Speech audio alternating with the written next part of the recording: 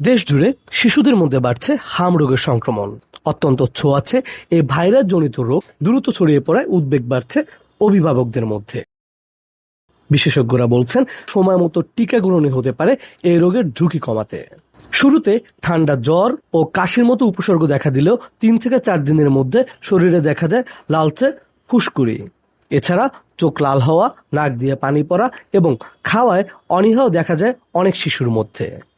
অনেক অভিভাবক প্রথম দিকে এটিকে অ্যালার্জি হিসেবে ভেবে ভুল করেন। আস্তে আস্তে দেখলাম যে কাশি হচ্ছে, সর্দি হচ্ছে, এরপরে আস্তে আস্তে মানে বুকের এদিক দিয়ে দেখলাম যে র্যাশ হয়েছে। তখন ডাক্তার দিকে কল দিই, তখন ওনারা বললো যে কানের পিছনে হচ্ছে কি ওর র্যাশ আছে কিনা সেটা দেখতে। তো তার 2-3 ঘন্টা পরে দেখলাম যে কানের পিছনে ওর র্যাশ বের হয়েছে। তখন হচ্ছে ওনারা কনফার্ম করলেন যে এটা হামি। ঠান্ডা লাগছিল, কাশি হয়েছিল, আবার জ্বরও হয়েছিল। তারপরে ডাক্তারের কাছে নিয়ে আসি পপুলার থেকে পরে ডাক্তার এখানে সাজেস্ট করে। পরে এখানে আসার পরে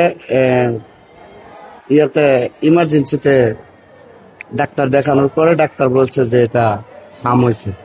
অনেক ক্ষেত্রে শিশুদের শারীরিক অবস্থা গুরুতর হয়ে পড়লে হাসপাতালে ভর্তি করতে হচ্ছে। এতে রাজধানী সহ বিভিন্ন হাসপাতালগুলোতে বাড়ছে শিশু রোগীর চাপ।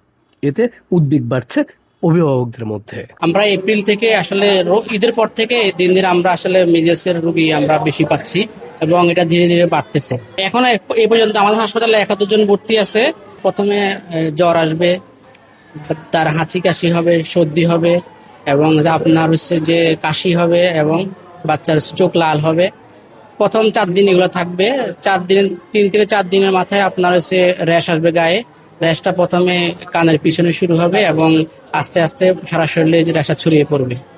তা এগুলো হচ্ছে মিজেসের মূলত ক্লিনিক্যাল লক্ষণ আর কি, এবং এগুলো দিয়ে আমরা ডায়াগনোস করি যে বাচ্চার হাম হয়েছে। হাম হলে আসলে কোনো বাচ্চার কোনো ওরিড হওয়ার কোনো কারণ নাই। বাসায় যে চিকিৎসা নিবে, বেশি পরিমাণ তরল খাবার খাবে এবং সে পুষ্টিকর খাবারগুলো খাবে, জ্বরের জন্য নাপা সিরাপ খাবে। চিকিৎসকরা আরো জানান, শরীরে ভিটামিন এ এর অভাব থাকলে হাম রোগের ঝুঁকি বাড়তে পারে। তাই বয়স অনুযায়ী সঠিক মাত্রায় ভিটামিন এ নিশ্চিত করার পরামর্শ দিয়েছেন তারা। 6 মাস বয়সী শিশুকে 50,000 IEEU এর একটি ক্যাপসুল ও 6 মাসের বেশি বয়সী শিশুকে একই মাত্রা 2টি ক্যাপসুল এবং 12 মাসের বেশি বয়সী শিশুকে পরপর 2 দিন 50,000 IEEU এর 2টি ক্যাপসুল দেওয়ার পরামর্শ দেওয়া হয়েছে। বিশেষজ্ঞরা মতে, সচেতনতা বৃদ্ধি, সময় মতো টিকা গ্রহণ এবং প্রাথমিক চিকিৎসা নিশ্চিত করা গেলে হাম রোগ প্রতিরোধ করা সম্ভব। তাই শিশুদের সুরক্ষায় অভিভাবকদের আরো সতর্ক থাকার আহ্বান জানিয়েছেন চিকিৎসকরা।